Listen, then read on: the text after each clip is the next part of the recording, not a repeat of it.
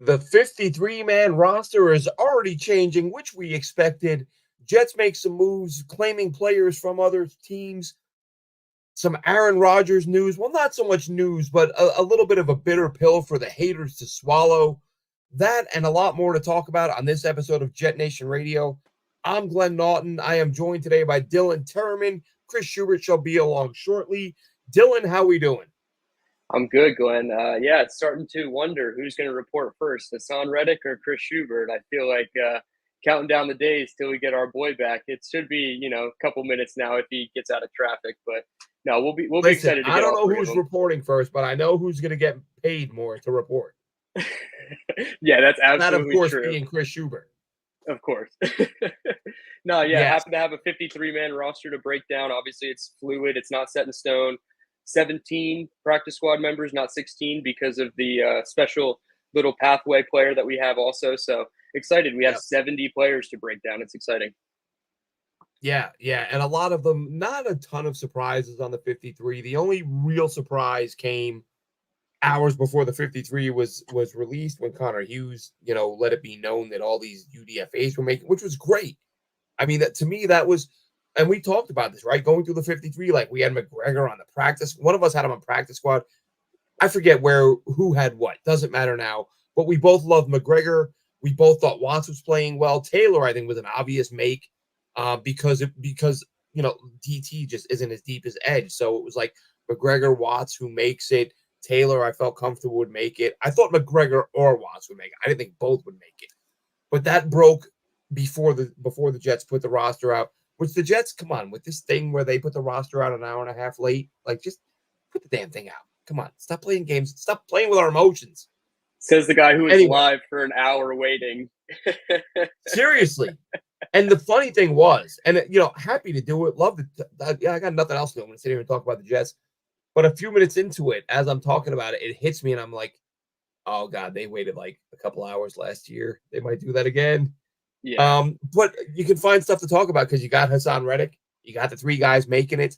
The Reddick situation, we'll talk a little bit about that today. We'll talk about the 53. We'll talk about the practice squad. Let's start off with something that we hadn't discussed pre-show, and we don't need to. The reason I'm starting off with this is I just watched it. Literally, as I was waiting for us to go live right before you logged in, I watched it. I sent out a quick tweet about it, and I just had to laugh.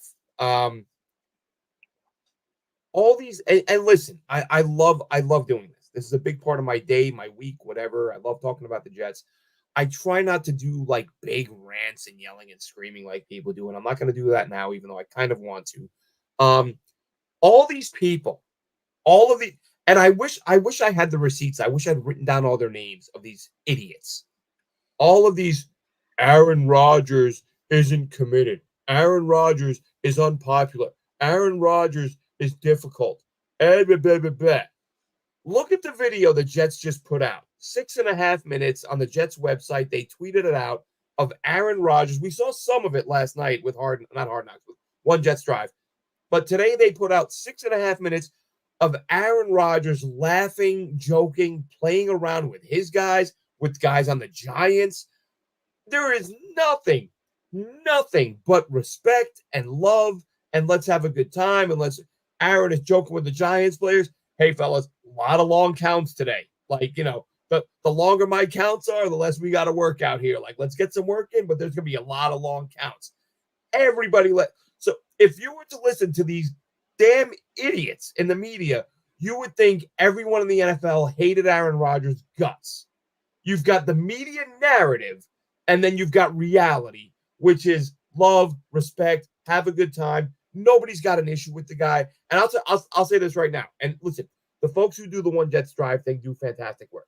I'm not knocking it. But I will say the first couple episodes, I was a little bit like, okay, yeah, whatever. Didn't really do much for me. Last night's episode of Rodgers, just throw after throw, tearing up the Giants. And listen, the beauty of it, the number of Aaron Rodgers, just snap, ball, boop, just flick of the wrist. I'm trying not to get too excited, but I am so excited about what's going to happen in the next couple of weeks. Talk to me, Dylan, about these idiots in the media who try to convince me who try to make me believe that nobody likes Aaron Rodgers. Yeah, I think it's so funny too because Hard Knocks kind of put this out on the table too. Like we didn't really get to see this side of him in Green Bay, at least like to the degree that Hard Knocks brought it out. But he was chopping it up with old Packers coaches who are in Carolina now. Campen, the O-line coach, like calling him fat and stuff like that. So we see the personality behind the scenes through these, media outlets that aren't ESPN, NFL Network, even the, PFFs of the world. Like they all want to just say negative things about Rodgers. I don't understand why. You look around the league and not a player or coach has a bad thing to say about the guy. You and I can sit here and discuss the podcast things that he talks about if we so choose. We choose not to. We talk about strictly football here, but like that's the stuff that people get so caught up on and they just project that into the football side of Aaron Rodgers. And you have to just be able to separate the two. And I think that's the biggest discrepancy with the media is like national media. They just want to be so politically correct and Aaron Rodgers, poo-poo, bad man, whatever. But like on the football field, nobody has a bad thing to say about a coach, player, otherwise. So, I mean, I'm happy that he's a Jet. I don't have to listen to his stuff with, other podcasters. I like the football content of Aaron Rodgers. That 6.5 minutes of him mic'd up, like that gets me juiced. That Fantastic. gets me. And it's him just having it fun. He's a 40-year-old just having like a kid out there. Throw stuff. Yeah, exactly. So it's like so I excited. just I was like, God, go. Right. I can't wait. I mean, we can have all the haters talk about the injury and everything like that and what's going to happen, and you can project onto this season. But if you're not excited at this moment as a Jets fan for Aaron Rodgers, I mean, dude, what else do you have to be excited for in the rest of your life? And I'm the guy. Keep in mind, I'm the guy who said last year that, and I can do this. Right? Here's an instant replay of my reaction when Aaron Rodgers went down. Oh, yeah. I expected it. I was like, all right, this is what happens. And I was like, that's it. I'm done. I'm not getting excited about this team anymore. I'm going to love them. I'm going to root for them, but I'm no more expectations. Can't expect anything else. Then what does Joe Douglas do? Joe Douglas goes out and assembles Joe Douglas goes out and assembles the most talented Jets team of my lifetime. And it's not like I've been watching this team for 7 or 8 years. 38 years, folks. And I've talked about this before. Elite quarterback, elite left tackle, elite running back, elite wide receiver 1. And this isn't just hyperbole. Elite edge rushers, elite defensive tackle. Up and down the roster, every level of the defense. D-line, you got plenty of rushers. Quincy Williams, one of the probably top 2 or 3 linebackers in the NFL last year. Sauce, DJ Reed, Michael Carter. You won't find a better trio in the NFL. Breece Hall, worst case scenario, top 3 running back in the NFL. Garrett Wilson putting up 1,000 yards with Zach Wilson at quarterback. It may as well be Mookie Wilson or who's the country singer? Willie Nelson. No, that's not a Wilson. Anyway, doesn't matter. All I'm saying is Garrett Wilson, 1,000,000 yards with garbage quarterbacks. The tight ends are going to get more involved this year. There's no reason not to be excited.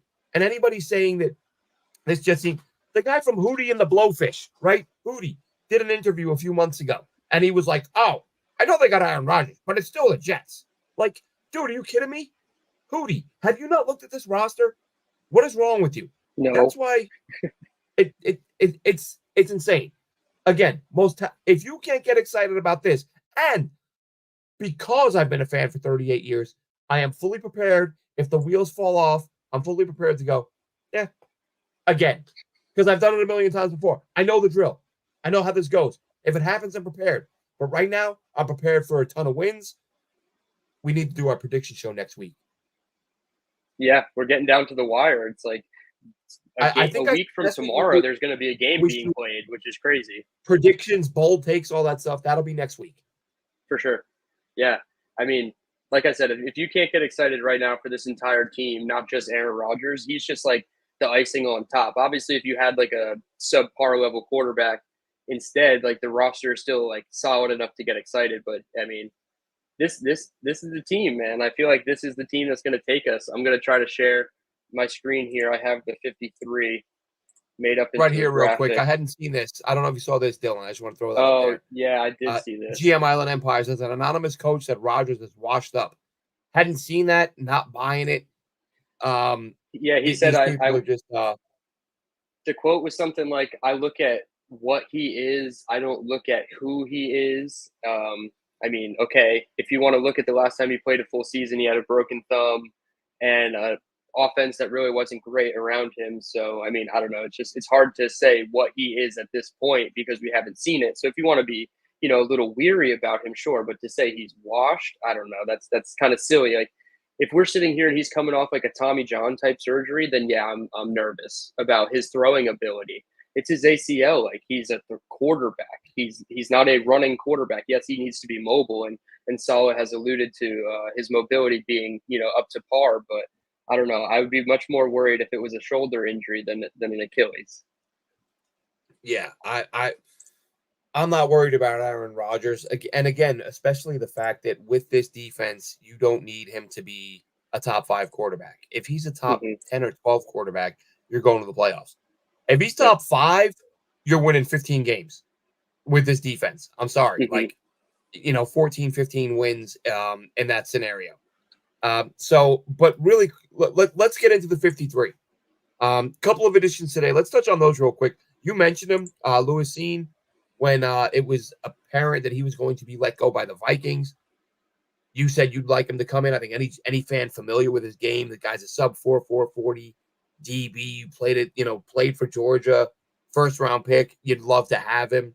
Hmm. Jets pick him up.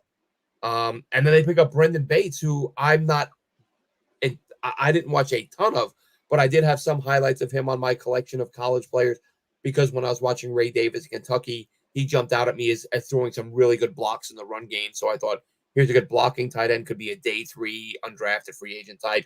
Now he's a Jet, and he looks, again, it's preseason. You don't take too much out of it. But catching the ball in the preseason for the Bears, I think he had more yards in 3 games for the Bears than he had in 4 of his 6 college seasons. Kentucky just didn't throw him the ball. But you watch him with the Bears, and you're like, he looks like again.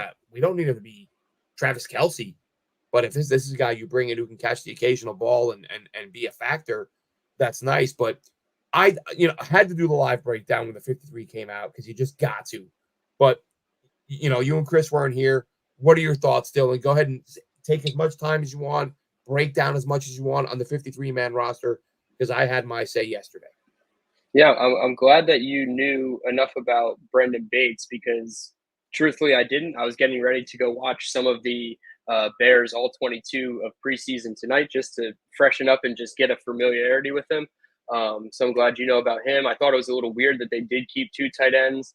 I did my show with Buffalo on Monday, and I projected that they were going to put Yeboah on the injury list and keep Ferkser on the 53. So obviously they put Ferkser on the practice squad.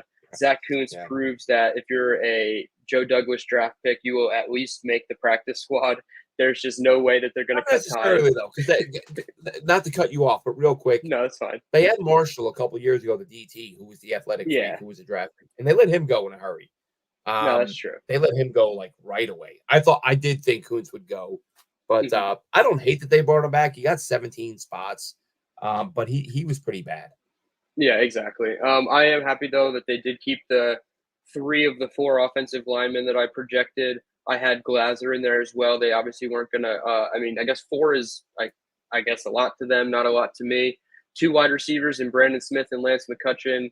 I feel like McCutcheon got love from Rodgers, and that's a good reason Mm, why he's stuck. And Brandon Smith, I mean, he's just electric. He had some nice plays. I was yeah, a little surprised that they released Brownlee to get Bates. I thought it would be Herb Charles if I was just being completely honest because of his heartbroken. because of his special teams only. Corners, what did they keep 6? I had Codrington as my 7th. So you can just flip him and Herb Charles. I had I think 2 total wrong on my 53 projection. I didn't have Lecky Fotu going to the IR. I couldn't account for that one because we just didn't see him play enough. But Yeah, I did have them keep Leonard Taylor. So I was happy that they were able to keep everybody. I didn't have Watts, so I'm really surprised that they were able to keep him and Tack as well because he's so deserving. I feel like it was so fun to like watch the second string or third string defensive line just abuse Tommy DeVito in that last preseason game. I am happy with Kendall Sheffield. He was a name that I thought, like, not that he had a chance to stick on the 53 because of the depth we had, but you never know. If Jarek Bernard-Converse got hurt and they IR'd him, maybe Sheffield would have been the first guy up. Aguavin, practice squad only, so I'm not too, worried about him. I felt like that was kind of obvious. I'm really happy about Jarius Monroe, the undrafted free agent Yeah, from Tulane. Happy with I him. knew we Key, both like obviously, that. Yep, Key obviously wasn't going to make the roster at that point. And then they add Scene. I don't have him on the graphic if you're watching on YouTube, just because they didn't officially announce that Scene was added, but they do have the expectation of signing him. That does make me worry if Monroe or Key is gone, or if they just pluck somebody else from the practice squad, maybe like Kuntz, maybe, I don't know, or one of the wide receivers. I'm not sure. Offensively, kind of chalk. Izzy, we're happy about Izzy as much as I didn't really love him all throughout the summer, and I feel like he had to prove himself, but he did. I felt like that was really good that he sticks around. They got Volladay back, which I expected. Martinez Yeah, makes it over Peasley. Peasley had one good game, I felt like, versus the Commanders, and then Martinez kind of took over from there. And the writing was kind of on the wall when they flipped the order that they played in going into the Giants game. They had Martinez playing the second half of the second game, but then the first half of the third game. So I felt like Martinez had been moving up. Happy that they can save a roster spot with Jordan Travis also, because they have no plans. Don't let this guy even practice. There's no need. Let him sit in on the meetings. Do everything else that you can do on the injured list other than practice, and just let him be a sponge. This is what most quarterbacks, and Tom Brady alluded to this a couple days or weeks ago. This is like what football used to be. Quarterbacks sat for a couple years, learned. Obviously, he's a fifth round pick versus even first round picks, but first round picks, 20 years ago were sitting the bench. So like some teams need to get back to that and stop rushing. So expectations are going to be low for him, but that's where they should be. all right, Dylan. More important than the 53. Where's the hat? Oh, dude. I mean, I don't know, man. The hat is impossible to find. If anybody can find that Aaron Rodgers hat, I will gladly Doing what buy you it for can. It's me, it's not an easy and I one. will buy it It's not an for the easy one. person that finds it. Yeah, if anybody finds it, I'll buy the hat for them and for me as well. Like, that's how serious I am about the hat. It's probably only 40 And bucks. Andrew Like, says you new can make it sub work. this week. Great channel. Much appreciated, Andrew. Yeah, hell We yeah, do we what we appreciate that. can. Someone commented last week, Dylan. I meant to mention. I love the May have comments been on YouTube. Dano. I forget who it was. And somebody said a lot of other Jets podcasts are like they go for like funny and wacky, and we don't. That's like maybe because I'm an No, old that's guy. not us. I don't want to do like, hey buddy, let's make fun of each other. Like I don't get that. I do this because I love the Jets and I love talking about football. We can bust each other's chops, whatever. But I thought that was an interesting comment because I've often No. thought that, like, am I doing the right thing here? Just straight laced. Let's just talk football approach. And some people have noticed apparently. So much appreciated, Andrew. We appreciate you subscribing. Spread the word. Tell people that there's a Jets podcast out there that has fun but takes football seriously and tries not to be too crazy with it. Yeah, So yeah, absolutely. I Dylan, mean, some of your thoughts. Go ahead.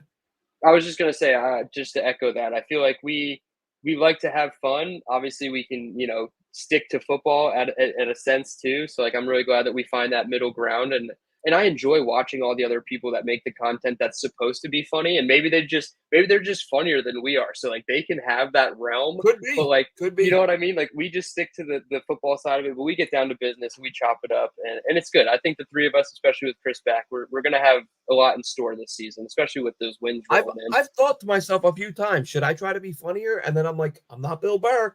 Just talk about football. Because nothing worse to me. I don't listen. And this isn't about like this is just about the amount of time I have. I so much of my time is dedicated to this show, to watching college prospects, and to being a dad and a husband that I don't watch other podcasts. I'm aware of other people because I see their clips and I like a lot of the clips I see. But as far as like sitting down and watching entire episodes, I can't do that. I just don't have the time for it. Um, but sometimes I think like, should I go for the funny angle? And then I'm like, I don't think so because when I see other people try to be funny, they're not really funny, and that's not a knock. It's hard to be legitimately funny. It really is. Like people don't understand. It's like being funny with your buddies, having a couple of beers. That's fine. But like doing content, whether it's a TV show, a movie, and a podcast, a vlog, whatever, that doesn't always translate. And you can try, but it doesn't always work. So Yeah, sense I of humor think is hard. Sense of humor is hard. it is. It is. And listen, Jesus Christ, especially in 2024, and everybody's sense of humor is all over the map. You Yeah, know what I mean? I hear a joke that I'm laughing my ass off, and somebody else is like, "Oh my God, call human resources!" Like, what are you talking about? It was hilarious. And I'm right. an old guy. You know, it's funny. I posted something on whatever one of the apps, one of the social media things today. It's like, like Richard Pryor, Sam Kinison, Eddie Murphy, like all these guys I grew up with. George Carlin, GOAT. Eddie Murphy, GOAT. Like those are the guys I grew up watching. So when I see people being like offended by, I'm like, damn, like what the hell happened? Where did we go wrong? That Right. people are like complaining to comedians if their jokes are offensive. It's absolute insanity. But anyway, I digress. The 53-man roster, I liked I what had a we saw question for early you on. actually. Go ahead, go ahead. So I feel like Twitter was very all over the place with this. I felt like I was dead set on he was going to make the team no matter what, no questions asked. I didn't even need to hear Salah apologize about his weight. Were you ever thinking once that Michael Clemens was gonna like be cut or moved Yeah, on yeah. from? You did? Okay. I'm not gonna lie, and I talked about this. I talked about it on our show. I think I brought it up with Jake Assman. I was on his show a couple days ago.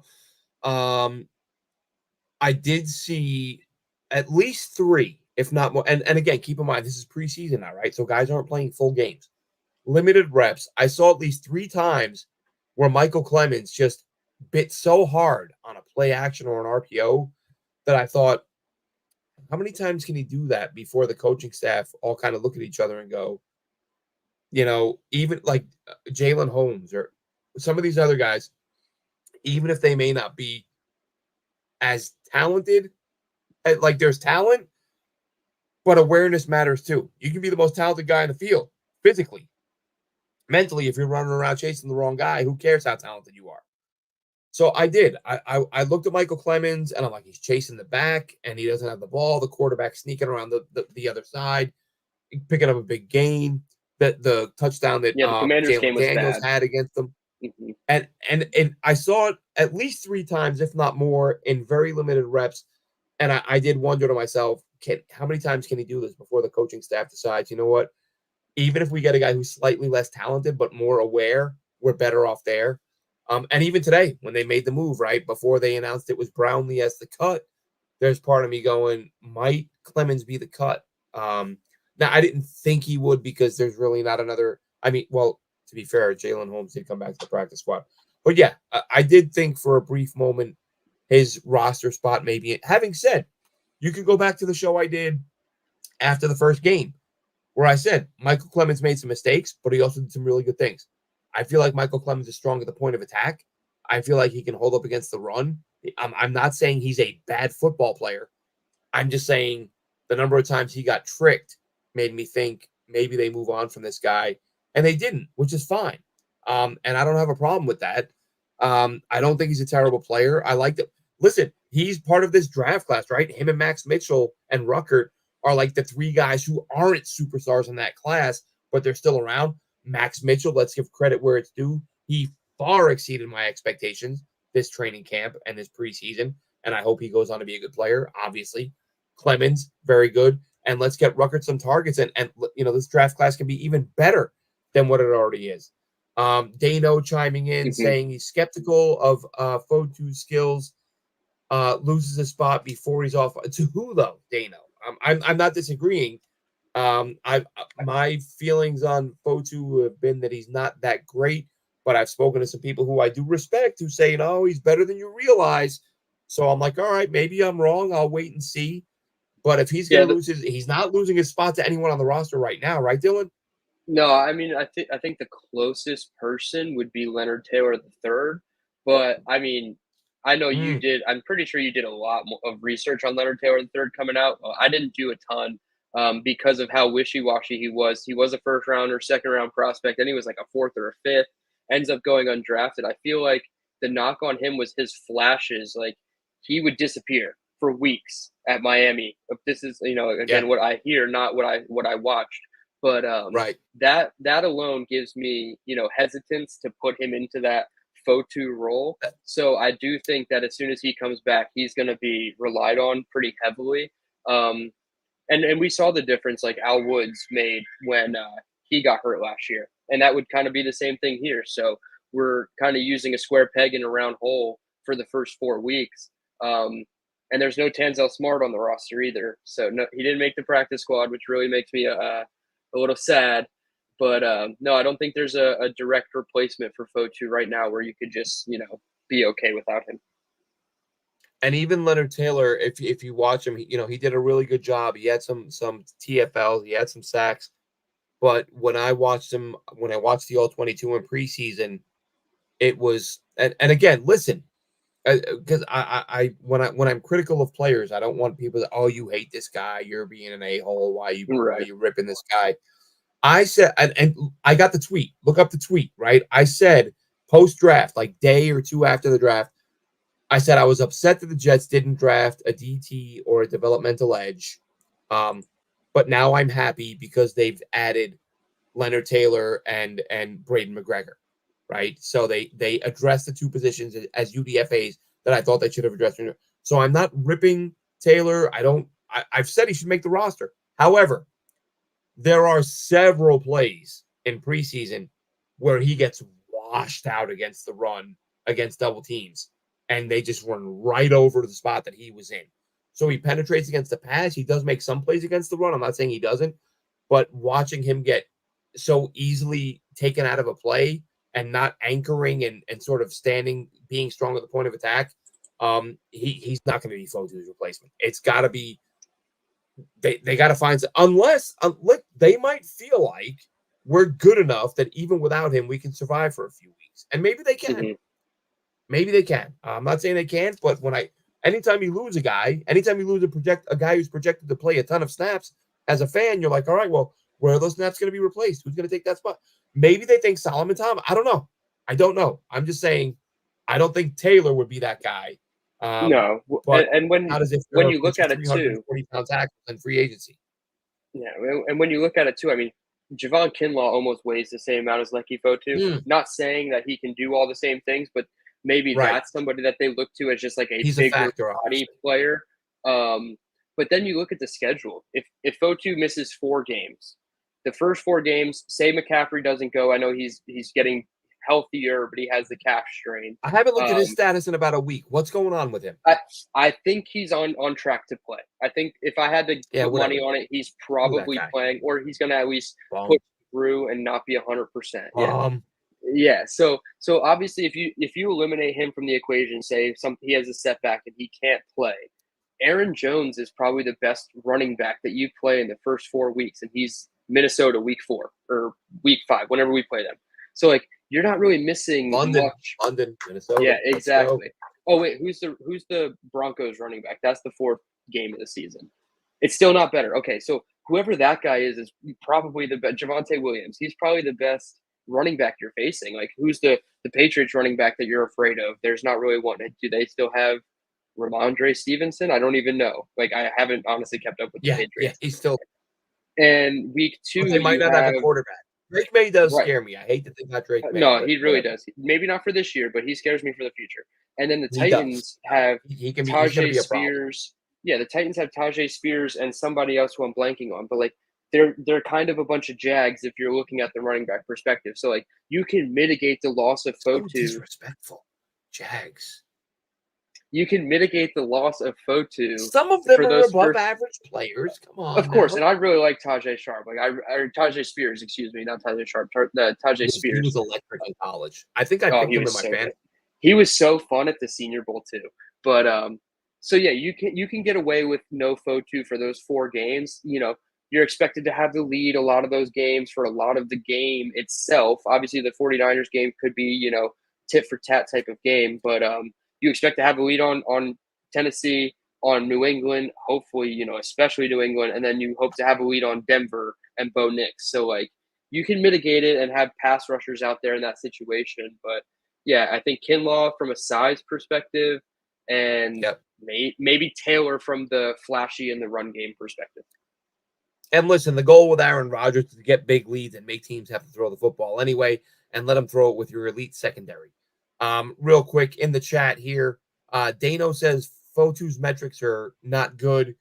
Guess I'll have to watch the tape myself. I got to be honest, Dano. I watched Fotu a little bit after the Jets signed him. I didn't come away highly impressed, but some folks who I'm close to and who I respect, they and my fault, I haven't gone back and watched, but they've said to me, go back and watch him both in college and the NFL. He's a monster against the run. So you're saying you got to go watch the tape. I've got to do the same. Good evening to Charles, who says, how we doing? Tinoy says you got to give Aaron Wycott his credit. Absolutely. He's done a great job with that D line. He follows that up with the coaching staff for all their flaws, has shown they know what they're doing in terms of development of defensive players. Mm-hmm. I don't think anybody would disagree with you on that point. And that's why a guy like Lewis Seen is like, all right, let's see what he can do. Let's see if we can make Javon Kinlaw a player. Let's see if they can rejuvenate Tack McKinley after a solid start to his career and then kind of went a little bit, ended up out of the league for a little bit. Mm-hmm. Charles says, let's see, can't keep everybody, but the Jets releasing Brownlee caught me by surprise. I say keep Izzy for the season. Yeah, listen. Did you see the rumor about him to the Cowboys? He was part of an article. There was 6 Izzy Abanikanda. He was like there was like one of 6 running back specific trades the Cowboys could make, and Izzy was one. And I think the Jets got back a 4th round pick. So more than you paid for Izzy, or drafted him at a 5th round pick. So I thought that was interesting, and I was like, I did like what Xavier Valade did in the preseason, but I don't know. I feel like, do you want the 5th round pick or 4th round pick, or do you want Izzy on the roster? Maybe if they get desperate, you can explore that trade again, because then that's just more ammo at the trade deadline to get somebody like a Devontae Adams or what have you. So I don't know. I felt like seeing that and seeing Izzy in the trade rumors was shocking at first, and then after I thought about it, I'm like, yeah, we are pretty loaded. We could get away with a pick back for our RB4. Yeah, it's tough for me because I loved Izzy. Love Izzy. Thought he was great. Mm-hmm. I said And then they other day to signed somebody, Dalvin Cook, like Roger says. Best shape of his life, Dalvin Cook. He's so bad. He's getting his legs under him. He's going to be ready this week. So they showed the stat, like they showed the agent. Sorry to cut you off. They showed the agent No, copy go right and ahead. paste. I do it all the time. They showed the agent copy and paste stat of Dalvin Cook, and it was like averaging 92 yards per game in his career, and 107 if you take out last year. This man's career dropped 15 whole yards, entire yards, on one season with the Jets. Like, I'm not saying the Jets are not to blame, but like, dude, take some accountability. That was a bad season for Dalvin. Listen, here's what I said when the Jets signed Dalvin Cook, and other people said it. I wasn't the only one. The previous year with the Vikings, his numbers weren't terrible, but that's because he had a couple of really big games that boosted his overall numbers. He led the NFL in carries for 0 or negative yards. Like, he was, and again, I don't say this to like I'm not playing on words, but he was cooked. And look, I get that, and I don't care. I don't care that Bam Knight got cut this week. I would still right now today take Bam Knight over Dalvin Cook. Oh yeah, and when Cook got cut, I was like, dude, I would kick Dalvin Cook over this, or I would kick Bam Knight over this guy. Dalvin Cook is cooked. And listen, I know. Look, maybe he was tired. Maybe he had a long day. Nobody watching this is going to go back and watch it. So take my word for it if you didn't see it. I didn't really comment on it all the time because I'm like, all right, maybe he's tired or whatever. If you watch the video, I was surprised the Jets put it out there. Teams tweet out the videos of like, oh, here's our new guy coming in to sign his contract. When the Jets tweeted out the video of Dalvin Cook walking in the office to sign his contract, I've never seen a player more depressed. Like, he wanted to be a Dolphin. He literally walks in, he's like, all right, let's get it. And like signs, and he looked like he was on his way to counseling. He didn't look like he was signing a deal for a place he was excited to play. And it reflected in his play. I remember speaking to a couple of people and saying how embarrassed I was that fans at that practice were chanting his name, Dalvin Cook, Dalvin. I'm like, Hmm. this guy is not good. No, And and we and you didn't get to people are see him with treating him like he's Rodgers. elite in his prime. Yeah, and we didn't get to see him with Rodgers, which like maybe you salvage like the 5% he had left in the tank. But much like we talk about Alan Lazard giving up the second Rodgers sat back down on the turf, Dalvin Cook did too, and he probably hadn't even been in the game at that point after 5 snaps. So like that dude was like, "All right, haven't even done anything yet for this team. I'm ready to just pack it up and move on to next year." So I'm not surprised that he's probably just going to be a practice squad to start, and then Dallas is going to elevate him a couple times here and there. But I don't expect much from him anymore. But there's a lot of former Jets, by the way, that got cut. Uzama, he was another one from Philly Yeah. I saw got cut. Like Adrian Amos got cut. I was He like, was damn, I said when the Jets signed Uzama, I went back to my all 22s. I watched every single catch he had, and I was trying to be optimistic. And I just said, maybe the Jets have a plan for him that's different than what the Bengals had. Because all he did was catch like rollout flare, short passes, had like hmm one deep ball. He did nothing impressive. But again, the Jets were so bad at tight end, you're like, well, he's still an upgrade, which is that's how bad they were.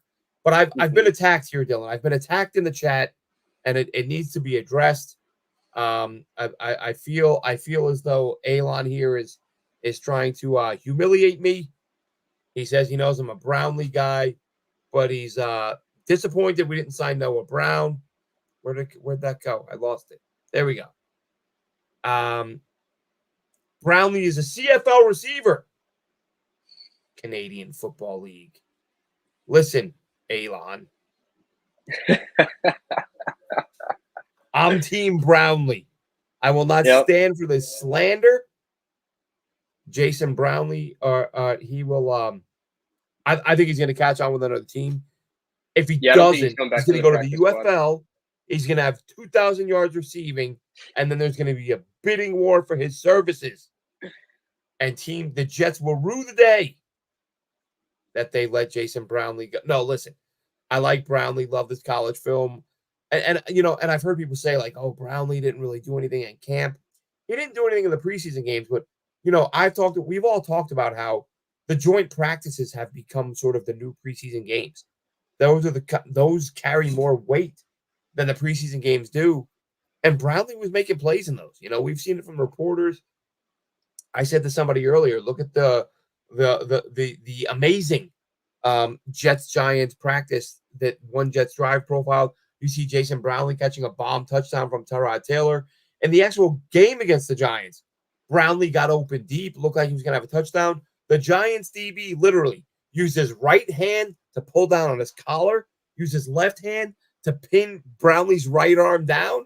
I'm like, can we get a flag, please? Like you got multiple PIs on one play. Incomplete pass. So Brownlee, I think, catches on. I hope he doesn't, because Elon, if Brownlee doesn't catch on elsewhere, I mean, he's better than McCutcheon. I'm sorry. He's better than McCutcheon. Yeah. I think Brownlee comes back. But we like you, Elon. So I will let this one personal assault attack on my character. I'll let it stand. Thanks for chiming in. Let's see. What else we got in the chat? Just Dano slandering Glenn, OBJ, saying OBJ is cooked too. Yeah, he probably is. He's on the pup list. He's he probably going to is. have to miss 4 games. I think anybody outside of Miami was saying this season that he was he's cooked. OBJ's got nothing left. Yeah. I mean, maybe he'll be like a middle of the road receiver, which is fine.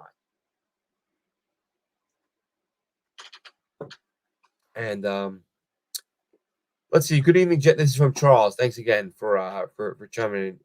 Well, Dano says I got some lag. Am I lagging, Dylan? Am I all right with you on Your mouth moves before your sound comes out. So I don't want to. I'm I don't working want to on my tinker with it. ventriloquism. I want to be a ventriloquist, and I kind of viewed this as a perfect opportunity to work on my ventriloquism. Yeah, exactly. I don't even think it's a word. So Roger Charles says is he talking about appreciates your takes. Fatu. What's that? I was reading the next comment, but you can read Charles's first. Okay, yeah. Tough break for Fatu. Jets should grab another nose tackle before they're all gone. There's a couple out there, not a ton. No leaks on the interior this year. That's I was concerned about the interior before that injury, and now it's obviously Mm-hmm. made worse by that. Jets got to stop running back to the line of scrimmage. Hope Mosley has a career year. I think a career year for Mosley at this age is asking much, but at the same time, if the D line, I mean, depends on what you're talking about by career year, right? Like total tackles, or are we talking impact plays, forced fumbles, TFL, stuff like that? Just need Mosley to do his job. What I love is that if Mosley were to falter, slow down, I feel like Jamie and Sherwood's ready to go. I feel like they have a solid backup behind him where it wouldn't be the worst thing in the world. All you Let's see. need is Go CJ ahead. Mosley to catch the ball. If CJ Mosley just catches the ball 40% of the time, he is probably looked at completely differently. There's probably no cliff for him to fall off of, but his hands. Oh, he's got grandpa hands, dude. He just can't catch. And he has like game changing plays that he could make intercepting the ball and it just doesn't happen. So like that would be my biggest criticism of him, but everything between the ears is going to keep him on the field until the wheels fall off, really. Yeah, and like I said, I liked it. I'm surprised with Dylan. I don't know if you talked about this much. I was pretty surprised.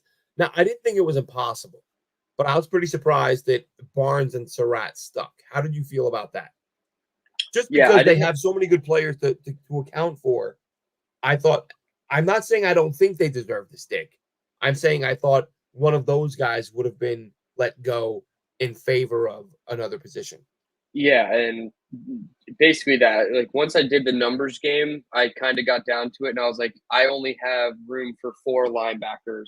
I had Surratt and Aguavin on the practice squad, so obviously they keep Surratt, Aguavin's on the practice squad, and then McCreary Ball gets elevated to the practice squad, or cut and then on the practice squad. So we'll see. I mean, I thought after he got hurt, he probably wasn't going to make it because I didn't know the extent of his injury, and I felt like they were just going to do something, weird with the injury, like they did with Yeboah, and just try to save him for a couple weeks. But we know Salah loves him. You and Salah probably are 1A and 1B in the Chaz Surratt fan club. So I was happy. I was watching. I like him more than Salah does, just for I the was I record. was watching you. I said And you were 1A. I'm sure that means a lot to Chaz Surratt. I'm sure Yeah, I saw yeah, you I'm sure going that through means the the list world on. to him to know that I'm a fan. Yeah, right. I saw you live reading off the list, and I was like 2 players ahead of you reading it on my own. And I was like, "Oh, Surratt, he's gonna get so happy." And then you said it, and I was like, "Yes, he is happy." So I Well, was you heard happy for you. when Barnes made it. That was the first thing I said. I was like, Barnes made it. Does that mean Surratt Yeah, didn't? and they Like went in let's get to alphabetical that. order, so you had to wait for I know, so I had Surratt. to wait a little while. Yeah, so I that had was to calm that was myself cool. when Izzy was the first one because it was like, yes. Hmm. Izzy's one of my guys. Brownlee was one of my guys. Surratt's one of my guys. Let's see Yeah, here. no, I was happy. Roger. Yeah, I was happy about that. Let's see. Roger says, appreciate your time. Uh, I want to see another Jet podcast. Or let's see. The last thing I want to see is another Jetpack podcast patting each other on the back. Like I said, there's a million of them out there. I would watch more of them if I had more time.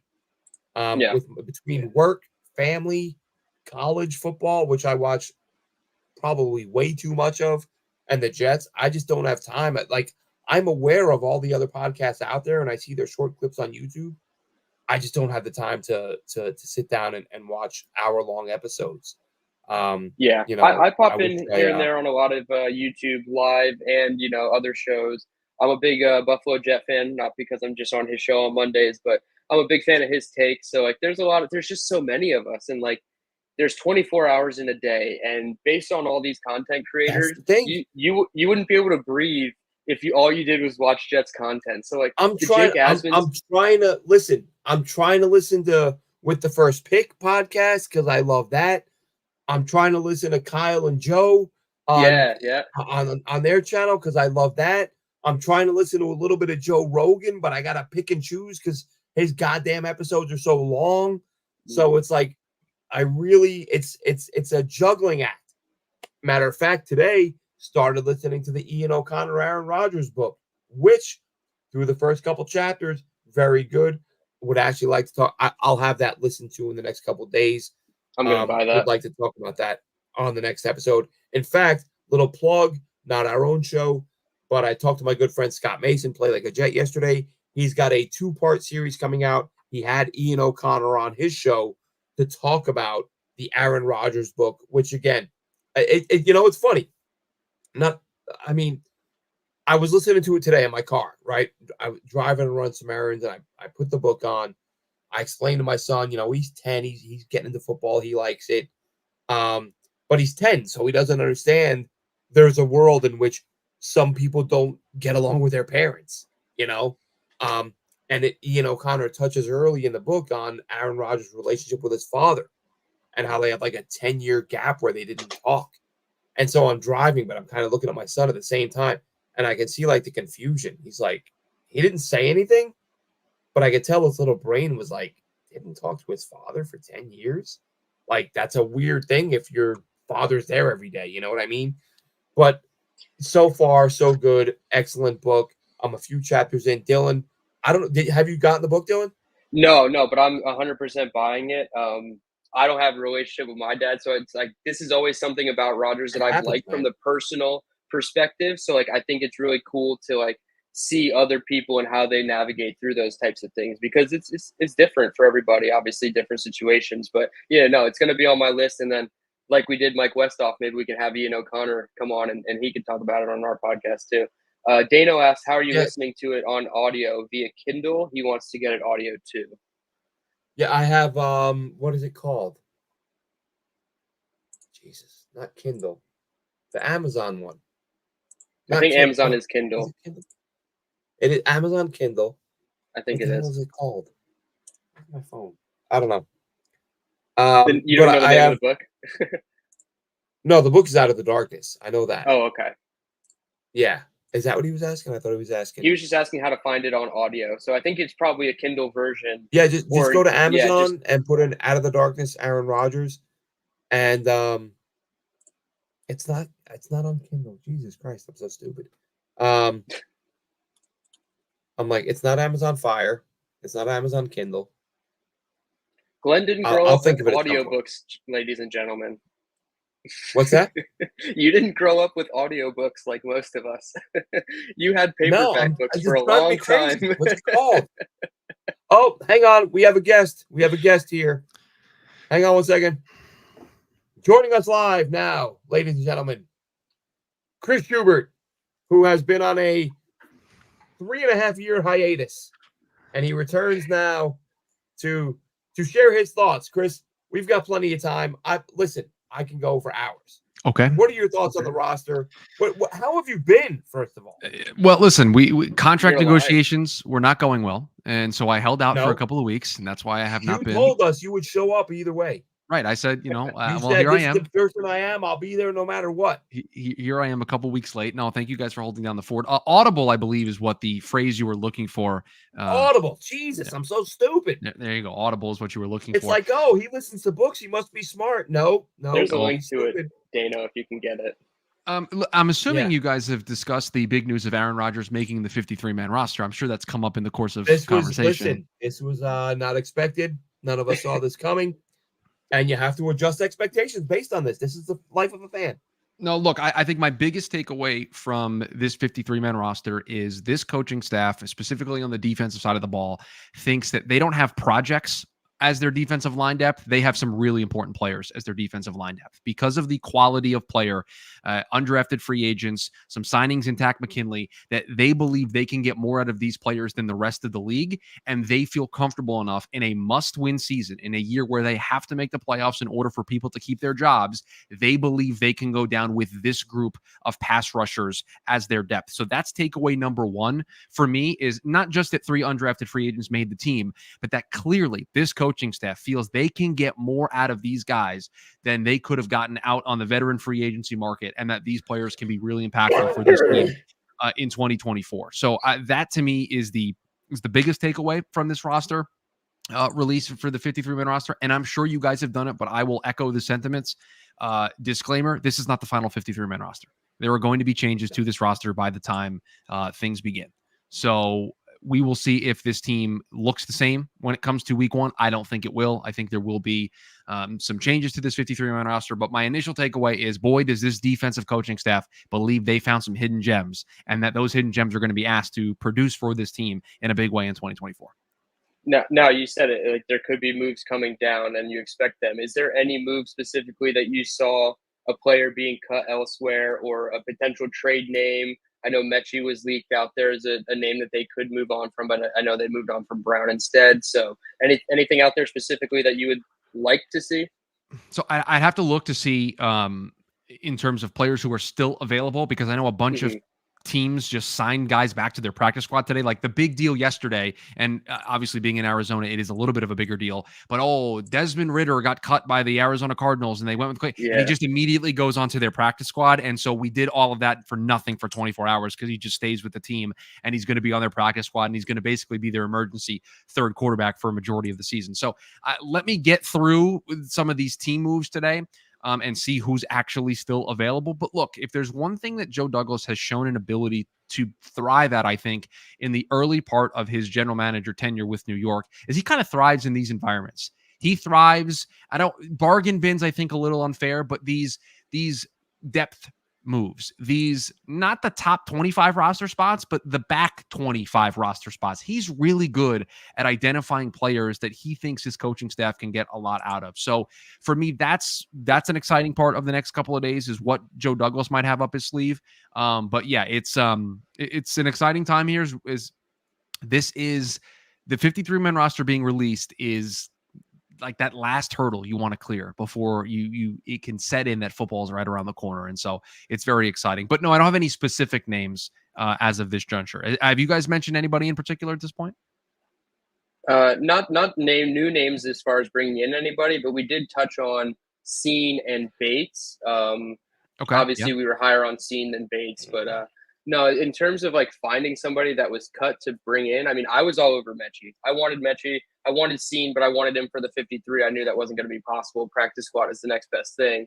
But I was all over Mechie more so than any of the wide receivers, even Jahan Dotson, who got dealt. Did Mechie, sorry to interrupt. Did Mechie get waived?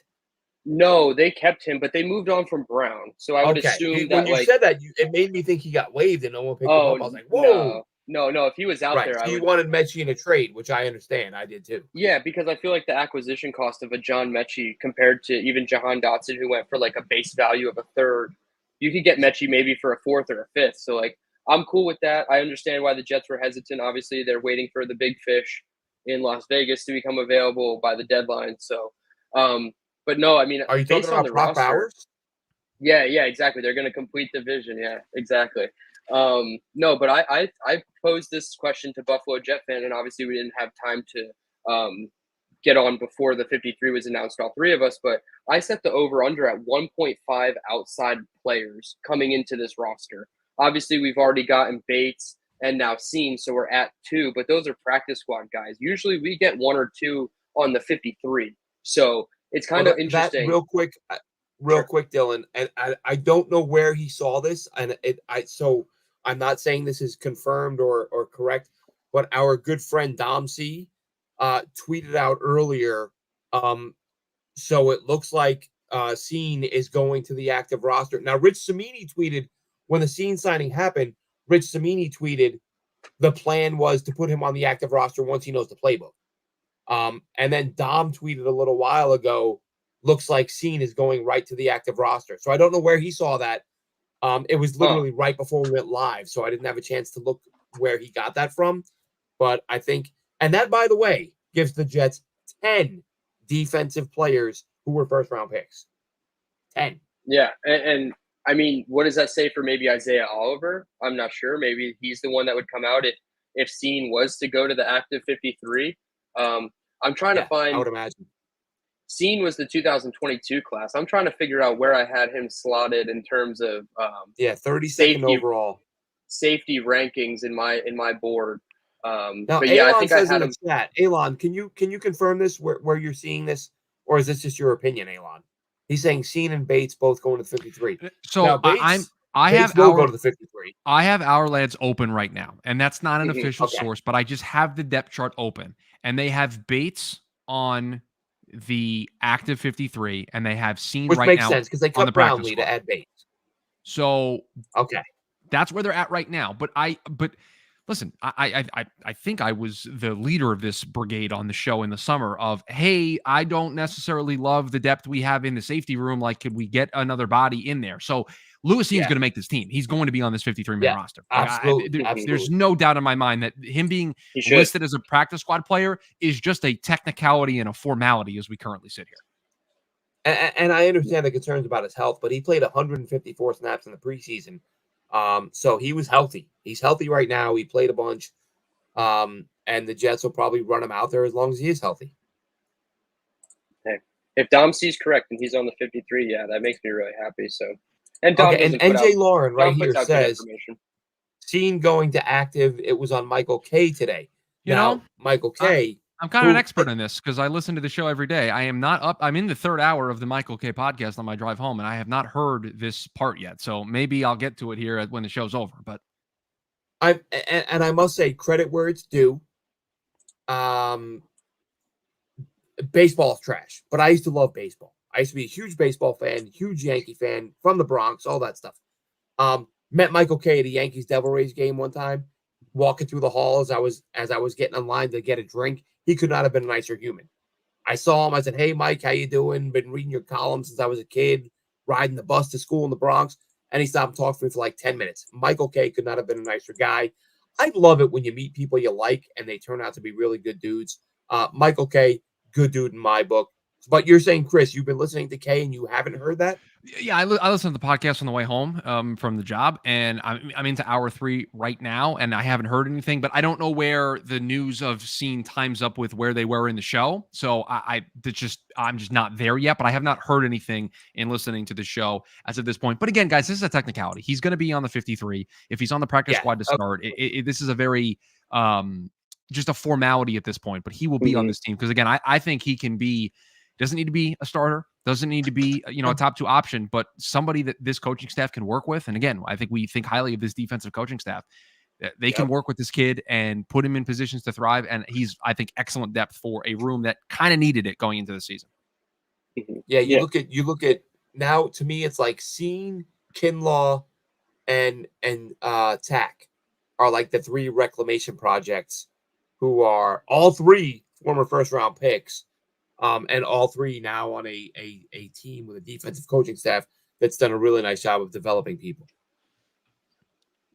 Can't ask for much more, truthfully. No. And I feel like there's always that one waiver wire pick.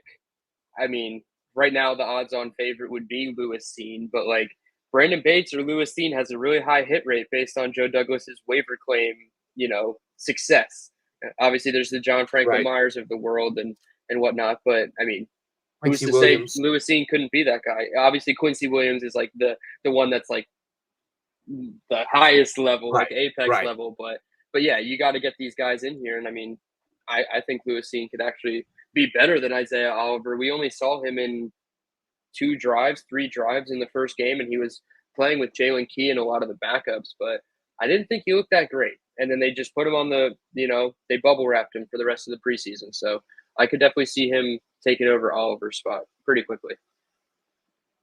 Yeah, I think I think that's what's going to happen. I think he's the guy who's most likely to go is Oliver. Like I look at a guy like Sheffield, and I think that, and I did an article that as soon as they signed Sheffield, I was like, this guy could make the roster. Like, don't be surprised. Here's a dude who knows Ulbricht's system, who's played slot, he's played outside, and maybe he lands there at some point. But we'll see.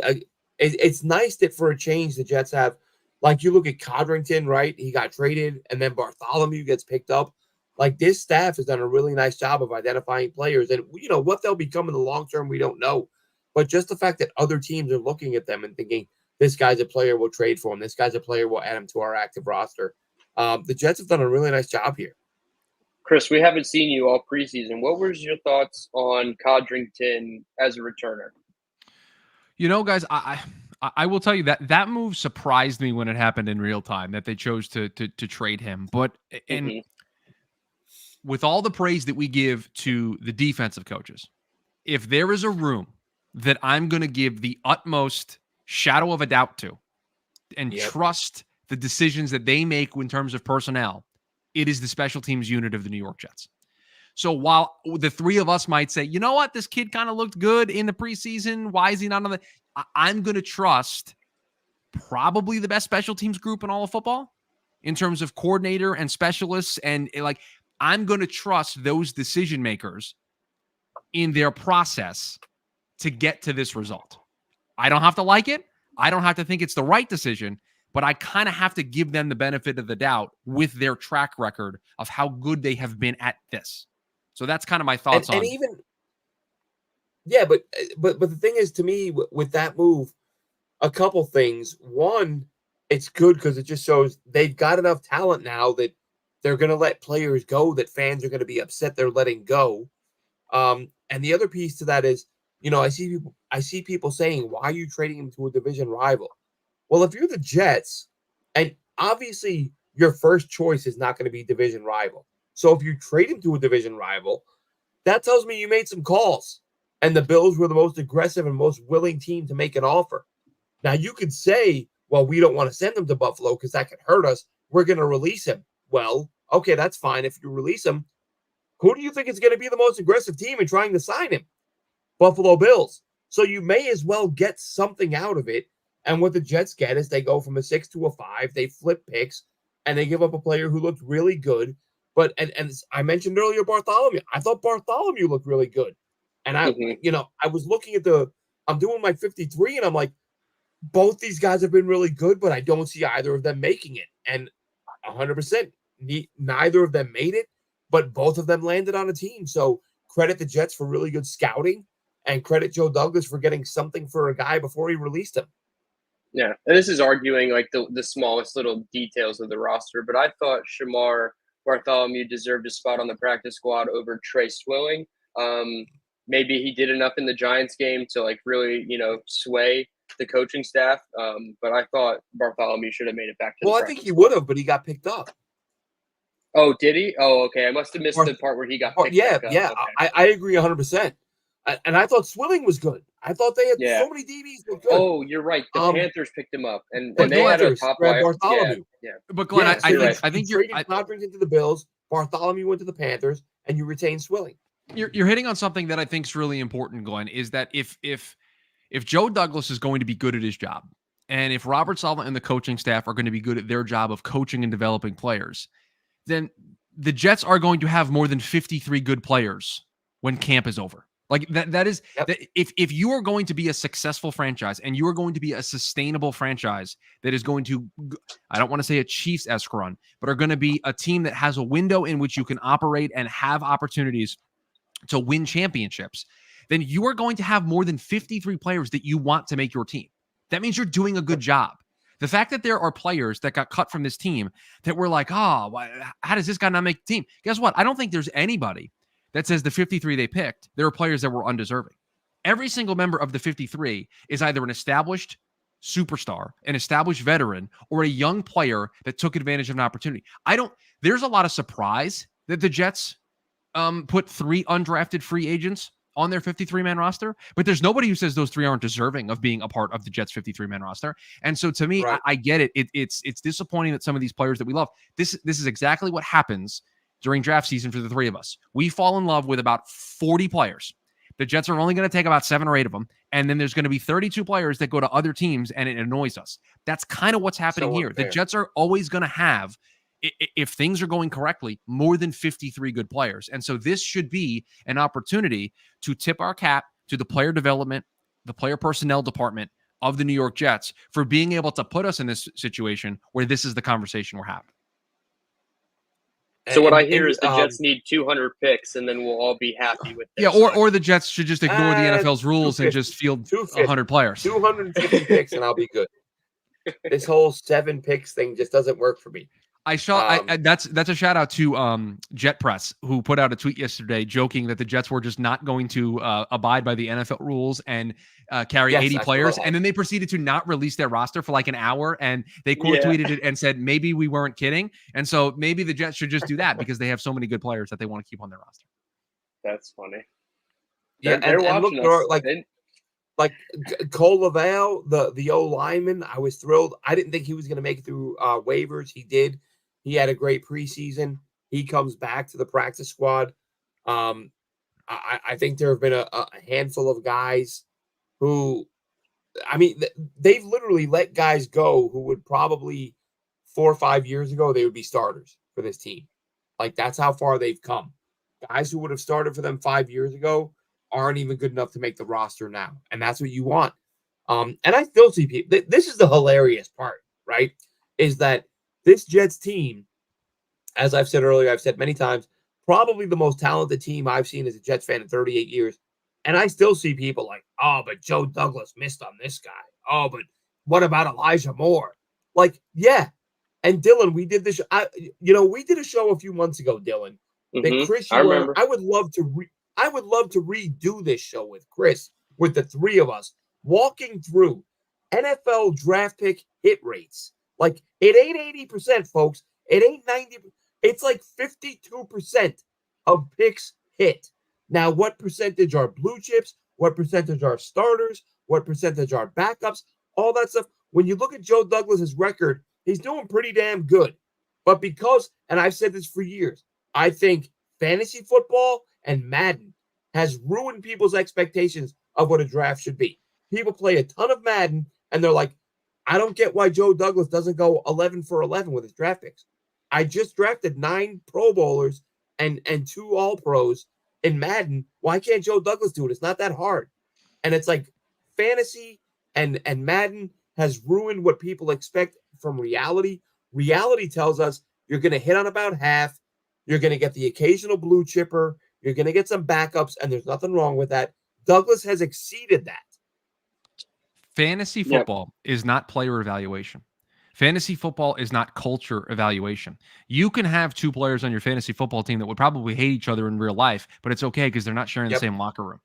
That is what people, I think, miss in terms of talent evaluation and player evaluation when it comes to drafting. And it's the thing that we, as people who love the draft and watch players, it's the thing that's most difficult for us. I don't talk to these guys. I don't know what they're like in these respective locker rooms. I don't know what they're like with their teammates and their coaches. But guess what? Joe Douglas and his team, they got a pretty good idea. They talk to these coaches. They talk to staffers. They talk to family. They go up and down the board. And guess what? 50%, that's pretty good. 50% is a pretty good hit rate. And this is not a Joe Douglas defense hour because there's plenty of things that I can say that Joe Douglas is bad at. But here's where I think it is lost. There are really 2 camps in Jets land, and I think in the broader NFL context when it comes to Joe Douglas. There's this camp that think he's one of the worst GMs in all of football. And then there's the other camp that overly defends him and says he's a top 5 GM in all of football. And guess what? I think right now, in the NFL top 100. where we sit right now, it's probably somewhere in the middle. He's probably a decent to above average GM. Now, a lot of it is going to be how they do this season. If they make the playoffs and he gets another run at taking a quarterback and continues to showcase the draft chops that we all think he has, then I think that take's going to age better and he's going to be closer to a top 5 GM. But if he misses the playoffs and they choose to make a move, then I think his time here is going to probably be soured as time goes on. But he's probably a top 14 GM at this point as we sit right now. And and that's okay. No, I think 14 is fair. And to Glenn's point about finding backups in the draft, I mean, that's such a huge part of it. So, yeah, you could sit here and say, oh, well, your 5th round player became a starter in Michael Carter, but then your 5th round player in Izzy Abanikanda is your running back 4. They both make the 53, and they're both going to have somewhat of a role on this team. So, like, to find anybody in those late rounds that even sticks in the NFL for longer than 2-3 seasons, like that determines a win in most 5th, 6th, 7th round picks in their personal opinions. They're like, wow, I didn't expect to be here this long, some of these guys. And for him to do it with UDFAs as well. So it's not just about finding starters. You have to fill your entire roster. We're talking about 70 different guys on this roster right now. And most of them were drafted. I mean, yeah, this year's a little different with, the offensive line coming in, but a lot of these guys were drafted by Joe Douglas. So, like, you have to give him credit where it's due, because even if it's just a backup like Ashton Davis was one of the first people, or the first player to get a multi-year second contract from Joe Douglas as a draft pick of his. So it's just interesting to see, like, you'll find players all over the place that will round out your roster, not just 100 starters, 8 that you drafted. It's unrealistic. And I got to get your thoughts, Chris. I just realized we hadn't asked you this. Okay. Because I know where we both stood on this. I'm quite surprised. What are your thoughts on Jason Brownlee being released? Because we thought he would steal Lazard's reps. He may come back in the practice squad, but I think somebody else will pick him up. What do you think? So I have the depth chart open, right? And we all know that Garrett Wilson and Mike Williams are going to be the top 2 options on this team, right?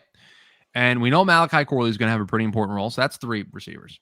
And we know how much they love Xavier Gibson for what he did a year ago. So that's 4 wide receivers. And Alan Lazard probably makes too much money for him to be gone. So that's 5 wide receivers.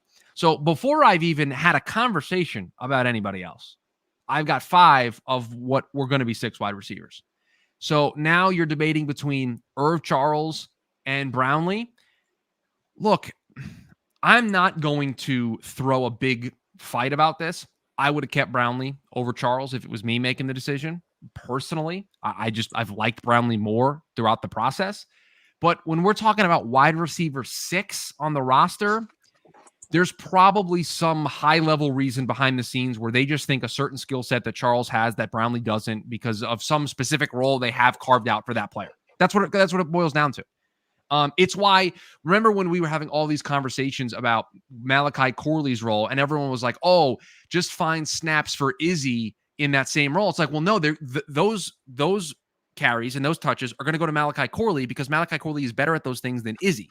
And so I think they probably said, Irv Charles is better at X, Y, and Z things than Brownlee, and that's the role we have carved out for our wide receiver 6. That's probably what it boiled down to. Yep. Wide receiver value versus special teams value, I think, is what it really came down to also. Like, Irv Charles gives you something in the third phase of the game. Brownlee was probably never going to play special teams. Now, on the flip side, that's why I thought Irv Charles would be cut, because he only gives you special teams value. But, I mean, end of the day, one of those guys was probably going to be, let go to make room for an offensive player. I mean, like you said, wide receiver 6. Can we really get caught up on wide receiver 6? No. I understand our wide receiver room isn't like star-studded after Garrett Wilson, and we don't know what Mike Williams will be yet, but I still don't think Jason Brownlee was moving the needle. Sorry, Glenn. Didn't mean to hurt you again. No, I only get caught up on it because I think Robert Saleh revealed a bit last year when he said Lazard is only here for 1 more year. And I kind of viewed Brownlee as that replacement for Lazard. But listen, it is what it is. I think he lands somewhere else. He may get a practice squad spot if he doesn't get picked up somewhere else. But I don't know if you guys saw this. It was can't remember if it was early today or late yesterday. Rap Sheet says no end in sight to the Hassan Reddick drama. Listen, real quick, because I've said it a few times. I didn't believe he would give up game checks. Look, he's coming up. He's at right about $5 million. Now, first of all, this is about money. He wants more money. He's due $15 million this year. He is currently sitting at roughly $5 million in fines, which brings him down to $10 million for this year. And once he starts missing games, you're talking game checks, which are about $880,000 per week. How long will he drag this on? He's going to get to the point where he will owe the Jets money for being allowed to be in the NFL. He's got to pay them to be on their roster. And if he doesn't come back in time, he'll be on the roster again next year. He's not going to allow that to happen. But what do you guys think? Do you think he pushes it to the limit and waits till week 11, which is the deadline for which he will have to be in camp or on the roster to get his accrued season? Or do you think he'll be back by week 1 and say, I've already lost $5 million.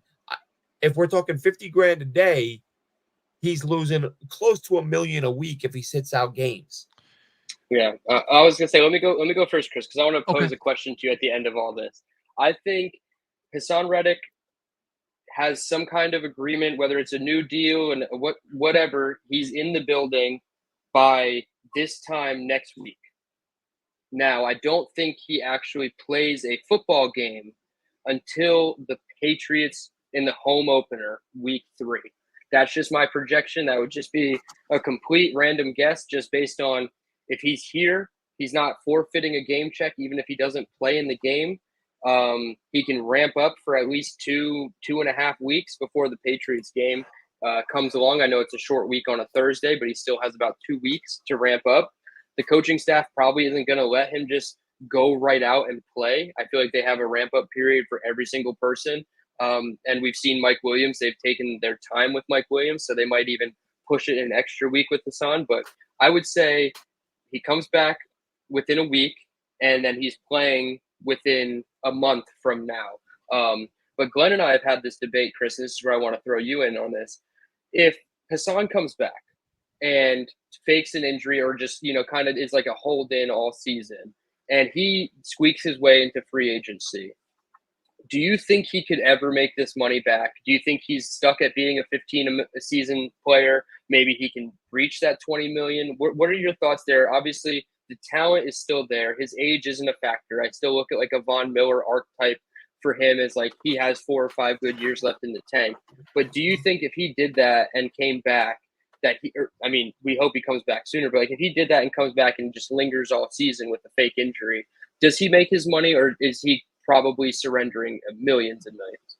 No, he'd make his money. Some team would give him a contract, because I think some team would understand the context of the situation and say there's still a productive pass rusher there, and we'll give him the semi long-term security that he's looking for over a 2, 3, or 4 year deal, and he'll be happy in our building, under our camp, in our culture. We believe that we are the perfect place for Hassan Reddick. Here's the question that I have, and it's somebody can tell me the answer to this. I don't know this, but I've heard a lot of this lately. Somebody asked it yesterday, or somebody said it yesterday. Dylan, you kind of mentioned it in your statement there of, what if he just doesn't show up until week 11, right? Because he's only got to be there for 6 weeks to accrue that time. And again, this is a legitimate question. There's nothing the Jets can do between week 1 and week 11 to say, this guy is on the PUP list, or he's suspended, or he has some type of designation that says, nuh-uh, you're not doing this. You're not going to just hold out for 11 weeks and then show up for 6 weeks and collect a game check. There's nothing in the CBA that protects teams in this way. Again, it's a question out loud. I'm not expecting the two of you to have an answer to this, but I've heard a lot of people say this out loud, and there's got to be somebody in an NFL office somewhere that threw this out there as an option, and there has to be something in the CBA that would protect the Jets in this situation where he can't just show up in week 11 and coast for 6 weeks on the roster and not play and accrue his time. Because to me, if he doesn't show up week 1, I wonder if there's some mechanism that the Jets can do to put him on some, I don't want to say the commissioner's list, because the NFL would get involved, and I'm not saying that. But if the Jets have a version of that they can put him on, because look, I'm with you, Dylan. I think Hassan Reddick is in the building within 10 days from now. I just do. I have been the person who has been kind of the calmest on this and said, wait until it impacts us in week 1 against San Francisco. I'm getting a little nervous, and this is not great. It's not ideal. But at this point, the one thing the Jets have been, and it's the one thing you cannot criticize them for, they've been extremely consistent. Show up, we'll talk. You don't show up, we're not having this conversation. They've been very consistent. Hassan Reddick's side has been we'll show up. Okay, now we're not showing up. Oh, now we're requesting a trade. We don't want to be here. They're the side that has been inconsistent throughout this. The Jets have been very consistent. Show up, we'll have a conversation. If you're not going to show up, we're going to move on without you. We're not trading you. You got to show up. You're on our team. We traded for your contract. You're a New York Jet. And so I think, again, I think this gets done, because here is where it ultimately comes down to, and I heard this, I'll make a second reference to it on the Michael Kay show yesterday. The Jets can have success in 2024 without Hassan Reddick. Hassan Reddick can have zero success in 2024 without the New York Jets. So again, it's an ultimate game of chicken. We know there's jobs on the line, but at the end of the day, the person that will suffer, the side that will suffer the most from this dragging on into the season is Hassan Reddick. Now, again, I still think he gets a contract, and I still think a team will pay him. But the big bucks it could be if he goes out there and balls out and is a defensive player of the year candidate and is just putting up sacks week in and week out and is being a game wrecker. No, that is off the table if he doesn't show up. And that's why I think he's going to show up. So real quick before you hop in, Glenn, is there anything we can take from the Brandon Ayuk situation? Because I saw a tweet from David Lombardi that said, in regards to Ayuk practicing, because he's currently a hold in. It says, here are the stakes. If Ayuk is participating in practice, the hold in is over. He's in line to play on the 5th-year option, and negotiations on a long-term deal can simultaneously continue. If he's not participating in practice, the status quo remains, but the 49ers have now rhetorically dug into their leverage. So if Hassan came back, he couldn't even be a hold-in, because if he practiced one time, he's like, the hold-in's over essentially, right? So if Hassan's in the building, he's got to play. Like, there, unless obviously the fake injury thing happens. But is there anything we could take from that? Like, as far as like, there's probably not going to be a hold-in from Hassan Reddick. I'm not quite sure if there's like a parallel there, but I thought that was interesting with the Ayuk situation. Obviously, he didn't end up practicing, so the status quo remains. But there's like not a situation where he could come back and not participate in practice and like be a hold in. So I don't know. I just didn't know if there was any like clarification on that, if we could like draw anything from that.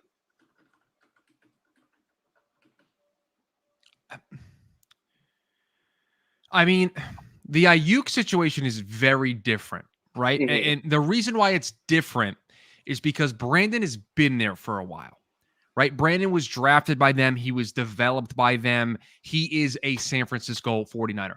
Hassan Reddick, Younger guy. he doesn't know the Jets. The Jets don't know him. He hasn't Mm-hmm. even been here for 6 seconds, right? I mean, so it's tough because I know everybody wants to, what CeeDee Lamb did in Dallas and what Jamar Chase did. Everybody wants to compare holdouts like it's a game of whose holdout is the best, right? And I just think at the end of the day, the Jets made a critical error by going down this hole, going down this path without having some level of a direction, right? Of we are willing to give him the contract. But if they from the get-go knew that this was going to happen and they were okay with it because they felt like Hassan Reddick is going to show up and we're okay with all the drama that happens between the trade and the season, then okay. I don't love that approach, but if that's what they felt, that's what they felt. With Brandon Ayuk, I think it's different because it just feels San Francisco's a really unique team. They feel like, I get the sense that they feel like they can replace anybody on their team at any given time. That they feel so confident in their system and their coaching and their player development and their drafting that at any given moment you can be. They took Ricky Pearsall in the first round, and there's nobody who loved Ricky Pearsall more than me. They took him in the first round. I mean, they must feel extremely confident that they can just okay, one guy out, another guy in. And so again, I think the situations are very different. And so I hate comparing holdout situations because I think there's a lot of context to the Brandon Ayuk one that just doesn't apply to Hassan Reddick and the New York Jets. All right. I'm trying to see in the chat. I don't see any new chat. Seems like everybody's kind of just talking amongst themselves. You guys, what are we at? Hour and a half? This is a record. And I was only here for 45 minutes, but this is a record. I was going to say, hour and a half. Let's real quick before we wrap up. Sure. Let's talk about the story today from ESPN that they're going to be doing a 30 for 30 on the New York Sack Exchange. Now, the Sack Exchange was kind of dying out, may have even died out by the time I became a fan, but I was close enough to it that I heard about it from friends, relatives, fellow fans. And you guys wouldn't have had to have seen it to have been familiar with it, obviously. What are your I'm pumped about this because the press release on it talks about how it's going to talk about the turmoil, the conflict. Those guys were great players, but they didn't all love each other. There was definitely some drama internally. How are you guys feeling about the fact that they're doing a 30 for 30 on a Jets D line that was easily one of the best in NFL history? Yeah, this predates me, but I'm so excited for it. Obviously, like you said, it mentions the drama that comes along with it. I feel like everybody sees the camaraderie at the forefront, but then behind the scenes, there could be a lot of problems involved too. And there's a lot of personalities involved in that sack exchange. So I'm excited to watch it because it's a part of the Jets history that I wasn't around for yet. That was what the early 80s. So I was born in mid 90s. So that, it predates me, but I'm excited to watch it. I love ESPN's films. They do a good job of putting stuff together. So I'm glad to see it. And if I'm not mistaken, I believe all of them are still alive. So you can get all the perspectives and everything is cool. Yeah. There all is right, Chris, final thoughts, and then we'll wrap things up. There is a picture. It was hanging in my basement as a kid where I would play video games and watch sports. And it is now residing in my dad's office. It belonged to my father. And it is the picture that if you look at the ESPN press release of the New York Stock Exchange, it is the picture of them on the floor of the New York Stock Exchange. And it is not only the picture, but it is signed by all four of those gentlemen. And every single day, every single day that I went down into my basement, that picture was staring at me, playing Madden, playing college football, playing sports video games. And I didn't get to live through that, and I didn't get to see that. But that picture and those gentlemen have always been in my life because of that picture that now hangs in my dad's office. So because of the emotional attachment I have to those four guys through that piece of memorabilia that has been in my house, I will be there. And I don't watch a lot of 30 for 30s because I think at this stage, they kind of overproduce them and they kind of get a little sideways. I will be there for this one because of the emotional attachment that I have to those four gentlemen, for that picture always being one of my Jets memories that I have in my life. So yeah, I'll be there first day. That's awesome. Yeah, that's awesome. My earliest memories as a Jets fan are Ken O'Brien, Wesley Walker, Al Toon, Freeman McNeil, and Mark Gastineau. Like Gastineau and Joe Klecko. But he was a Colt by the time I became a fan, and Gastineau heard the stories from my uncle, who was a huge fan, fellow Jets fans. I can't wait, man. I really can't. It's going to be frustrating because you're going to think, how did you have one of the greatest D lines of all time and still didn't win anything? But it'll just be, I'm going to enjoy it for what it is. As you said, Chris, part of your history, part of my, again, I saw those pictures for sale on all the shops in the streets in the Bronx when I was a kid. So I am definitely looking forward to it. And I think that's a good way to wrap this one up.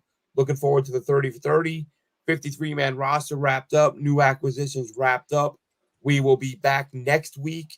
And we're less than 2 weeks away from a football game, gentlemen. Let's go. Less than 2 weeks away from Jets 49ers, Aaron Rodgers. The 49ers snubbed him on draft day. Further revenge from him. Get another win. Have a good one.